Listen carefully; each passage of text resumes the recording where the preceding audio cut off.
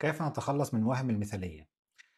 أغرب حاجة إن حد يكون عارف حاجة إنها وهم ويفضل ماشي وراها ويفضل إن هو مصدق فيها، لأن الفكرة نفسها مش في المثالية، الفكرة لو سألتي نفسك ودورتي جوه نفسك هتلاقي إن الموضوع مش في إن أنت تعملي حاجة كاملة قد ما في مدح الناس للحاجة اللي أنت تعمليها علشان أنت بتعمليها بشكل مبالغ فيه من التركيز والتفاصيل و فأنت بالتالي اللي بتدوري عليه إيه؟ هو مدح الناس، اللي بتدوري عليه إيه؟ النجاح. فأنتِ علشان النجاح بالنسبة لِك حاجة مهمة بتاخدي منه قيمتِك، مدح الناس ليكِ بتاخدي منه قيمتِك، فأنتِ بتدوّري على قيمتِك مش بتدوّري على الكمال.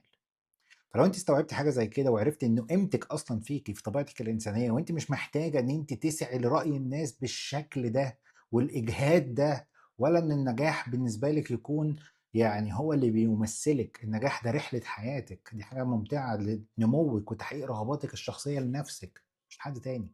جاوبتِك؟